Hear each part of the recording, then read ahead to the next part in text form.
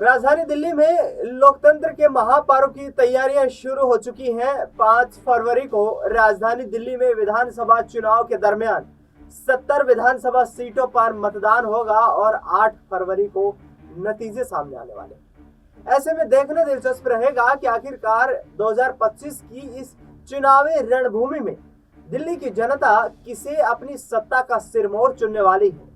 क्या भारतीय जनता पार्टी, जो पिछले 10 सालों से अधिक समय से यानी कि पिछले 3 बार से लगातार लोकसभा चुनाव में जबरदस्त प्रदर्शन करते हुए देश की राजनीति में मजबूती के साथ सरकार बना रही है, क्या दिल्ली में कोई एक अलग फैक्टर निकालते हुए यहाँ पर दिल्ली की सत्ता पर काबिज हो पाएगी, या फिर आम आदमी पार्टी इस बार जीत का चौका लगाने की तैयारी कर चुकी है?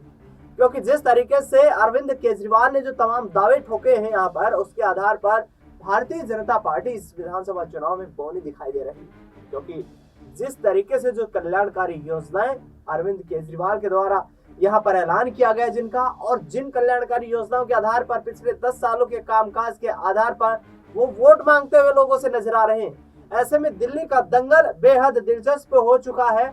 और आज चर्चा करेंगे इस खास कार्यक्रम में बिजवासन विधानसभा सीट की, जहां पर भारतीय जनता पार्टी, आम आदमी पार्टी और कांग्रेस पार्टी तीनों ही राजनीतिक दलों से नए चेहरे चुनावी मैदान में उतर रहे हैं। यानी कि बीजेपी ने भी अपने पिछले जो कैंडिडेट थे उनका टिकट काट दिया, आम आदमी पार्टी ने भी टिकट काट दिया और कांग्रेस पार्टी ने भी टिकट काटकर किसी नए चेहरे को चुनावी मैदान में उतारने की तैयारी की। 2008 में बिजवासन विधानसभा सीट अस्तित्व में आई। दक्षिणी दिल्ली लोकसभा क्षेत्र के अंतर्गत बिजवासन विधानसभा सीट आती है। यहाँ पर आम आदमी पार्टी से 2025 के इस विधानसभा चुनाव में सुरेंद्र भारद्वाज चुनावी मैदान में ताल ठोकते हुए नजर आ रहे हैं। भारतीय जनता पार्टी से कैलाश गहलोत, बड़ा चेहरा, दिल्ली सरकार में अरविंद केजरीवाल के साथ मंत्री रह चुके हैं, लेकिन ईडी और तमाम जांच एजेंसियों के जो आरोप उन पर लगे उसके बाद तुरंत इस्तीफा देकर उन्होंने बड़ा बयान दिया कि अरविंद केजरीवाल की कार्यशैली से वे खुश नहीं है और अब प्रधानमंत्री नरेंद्र मोदी के नेतृत्व में काम करना चाहते हैं। इसके साथ साथ कांग्रेस पार्टी से यहाँ पर देवेंद्र सहरावत को चुनावी मैदान में उतारा गया है, क्योंकि सीट पर देखा जाए तो अधिकतम जाट बाहुल्य वोट बैंक है और उसी वोट बैंक को साधने की तैयारी कांग्रेस पार्टी ने करते हुए यहाँ पर देवेंद्र सहरावत को चुनावी मैदान में उतारा है। मेरे साथ और भी कुछ डाटा है, लेकिन मनीष से चर्चा करेंगे। मनीष, कितनी तगड़ी फाइट यहाँ पर जो बिजवासन विधानसभा सीट है इस पर दिखाई दे रही है?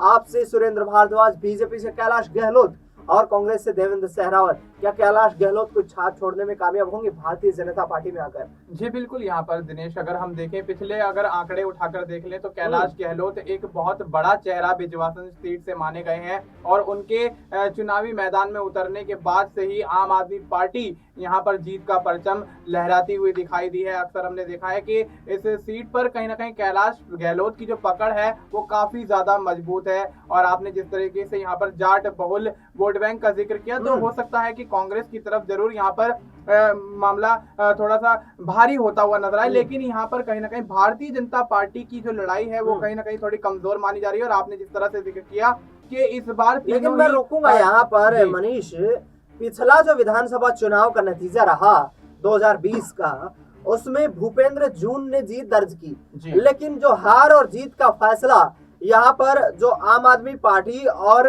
भारतीय जनता पार्टी के बीच था वो 753 वोटों का था।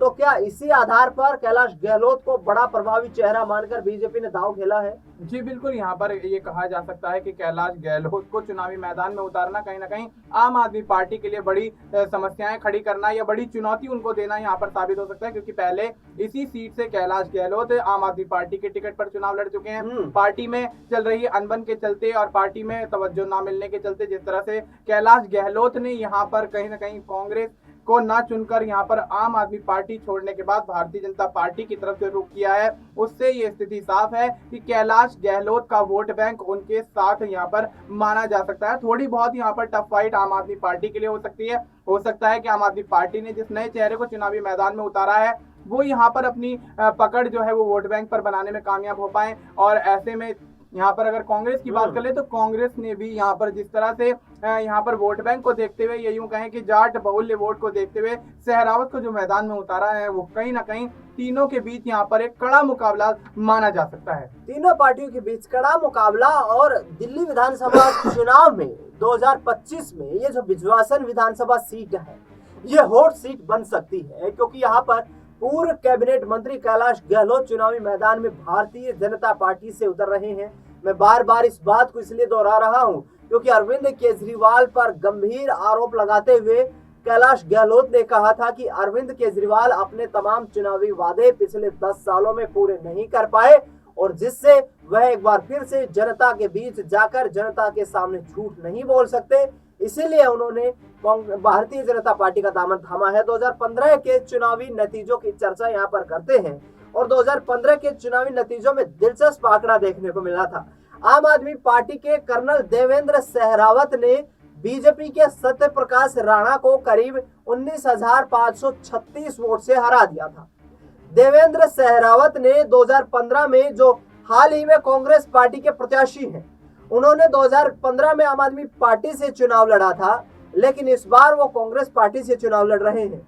2013 में समाजवादी पार्टी से चुनाव लड़ चुके हैं देवेंद्र सहरावत, और 2370 वोट लिए थे, यानी कि समाजवादी पार्टी की भी एंट्री दिल्ली विधानसभा चुनाव में 2013 में हो चुकी है, लेकिन इस बार उनका समर्थन जो है वो आम आदमी पार्टी के साथ है। तो ना कर्नल जो है देवेंद्र सहरावत जो है यहाँ पर अब भारतीय जनता पार्टी में है, ना सत्य प्रकाश राणा जो है वो बीजेपी के कैंडिडेट है। ऐसे में कांग्रेस पार्टी ने देवेंद्र सहरावत के नाम पर यहाँ पर कहीं ना कहीं एक ऐसी पकड़ बना ली है मनीष कि जिससे इस दिल्ली के विधानसभा चुनाव की लड़ाई को और मुश्किल बना दिया जाए। जी बिल्कुल, यहाँ पर ये कहा जा सकता है, क्योंकि आपने जिस तरह से जिक्र किया यहाँ पर आंकड़ों का, पिछले आंकड़े बताए, तो इसमें कहीं ना कहीं ये समझा जा सकता है कि देवेंद्र सहरावत पर दांव लगाकर कांग्रेस ने भी यहाँ आम आदमी पार्टी और भारतीय जनता पार्टी के लिए मुश्किलें खड़ी कर दी हैं। लेकिन यहाँ पर कहीं ना कहीं देखा जाए तो फाइट टफ जरूर है, लेकिन जिस तरह से आम आदमी पार्टी की कल्याणकारी योजनाओं की बात करें तो उसके माध्यम से पहले भी वो बाजी मार चुके हैं, और हो सकता है इस बार भी कहीं ना कहीं 2025 के विधानसभा चुनाव में भी आम आदमी पार्टी को अपनी कल्याणकारी योजनाओं का जो ऐलान किया गया है उसके माध्यम से फायदा होता हुआ नजर आए। क्योंकि दिल्ली में जनता की मुख्य समस्याओं को लेकर उन्होंने जिस तरह से तमाम योजनाएं यहाँ पर जनता के सामने रखी हैं, लोगों के सामने रखी हैं, तो वोट बैंक कहीं ना कहीं आम आदमी पार्टी की तरफ झुकना यहाँ पर तय माना जा रहा है। लेकिन अगर यहाँ पर जातिगत समीकरण देखे जाएं तो जातिगत समीकरणों के आधार पर देवेंद्र सहरावत का पलड़ा थोड़ा यहाँ पर भारी जरूर नजर आता है। दिनेश, बिल्कुल, कांग्रेस पार्टी के देवेंद्र सहरावत का पलड़ा भारी जरूर नजर इसलिए आता है क्योंकि पिछले करीब 12 सालों से विभिन्न राजनीतिक पार्टियों के साथ वो यहाँ पर जो है अपनी राजनीतिक जो लड़ाई है उसको लड़ते हुए नजर आ रहे हैं। मैं 2020 के आंकड़े आपके सामने पेश कर रहा हूं। 2020 में आम आदमी पार्टी की तरफ से भूपेंद्र जून, जिन्होंने जीत हासिल की, विधायक बने।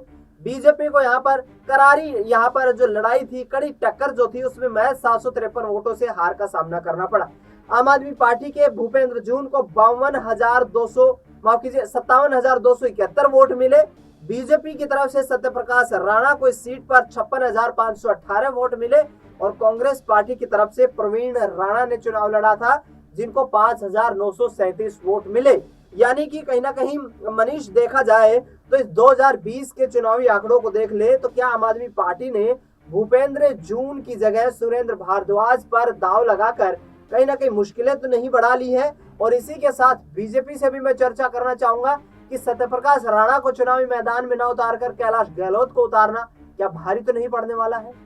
जी बिल्कुल, यहाँ पर भूपेंद्र जून की जगह यहाँ पर जो चेहरा बदला गया, यहाँ पर जिस तरह से आम आदमी पार्टी ने दांव चला है, उससे ये कहा जा सकता है कि आम आदमी पार्टी ने वाकई यहाँ पर अपनी मुश्किलें बढ़ा ली हैं। क्योंकि पिछला आंकड़ा जो आपने बताया ज्यादा दूर नहीं देखा जा सकता है, 750 वोट लगभग यहाँ पर देखा जा सकता है भारतीय जनता पार्टी और आम आदमी पार्टी के प्रत्याशियों के बीच। तो अब ऐसे में यहाँ पर भारतीय जनता पार्टी ने भी अपना प्रत्याशी बदल दिया और यहाँ पर आम आदमी पार्टी ने भी प्रत्याशी बदल दिया, तो दोनों के लिए यहाँ पर थोड़ी बहुत मुश्किलें जरूर हो सकती है। लेकिन मैं फिर से वही बात दोहराना चाहूंगा कि कैलाश गहलोत यहाँ से पिछली बार चुनाव लड़ चुके हैं, उनका दबदबा इस सीट पर ज्यादा है, तो हो सकता है कि भारतीय जनता पार्टी को इस चीज का फायदा मिले। लेकिन आम आदमी पार्टी ने जिस तरह से योजनाएं, तमाम चीजें यहाँ पर जनता के सामने रखी हैं, तो थोड़ा बहुत फायदा यहाँ पर आम आदमी पार्टी को जरूर होता हुआ नजर आएगा। यानी कि ये कहा जा सकता है कि आम आदमी पार्टी और भारतीय जनता पार्टी के बीच में यह मुकाबला पूरी तरह से देखा जा सकता है। और कांग्रेस जिस तरह से यहाँ पर दांव आजमाती हुई नजर आ रही है, तो कांग्रेस के हाथ यहाँ पर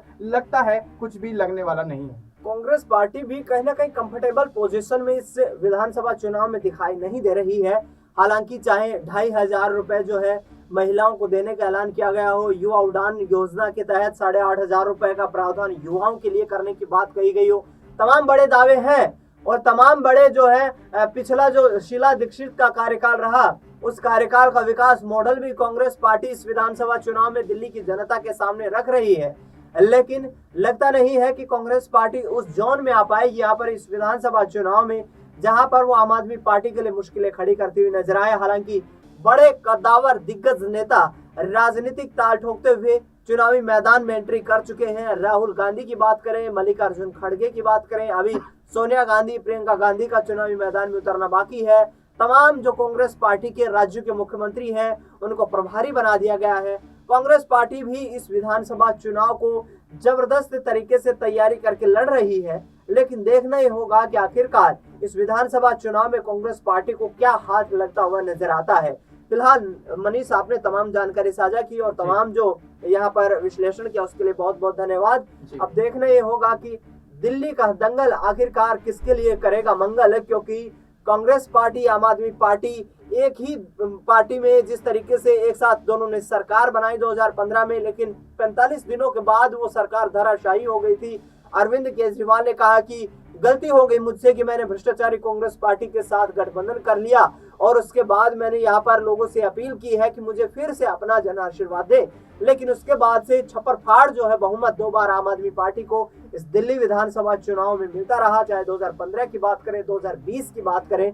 लेकिन इंटरेस्टिंग फैक्टर ये है कि लोकसभा चुनाव के दौरान कांग्रेस पार्टी, आम आदमी पार्टी ने मिलकर भी चुनाव लड़ा, लेकिन चुनावी जीत हासिल करने में नाकामयाब रहे। यानी कि लोकसभा चुनाव में बीजेपी की बल्ले बल्ले हुई, तो आम आदमी पार्टी का पलड़ा विधानसभा चुनाव में भारी दिखा है। 2025 में अब क्या कुछ होने वाला है, देखना बेहद दिलचस्प रहेगा। फिलहाल इस खास कार्यक्रम में इतना ही। देश दुनिया की तमाम बड़ी खबरों के लिए आप देखते रहिए SPN 9 न्यूज।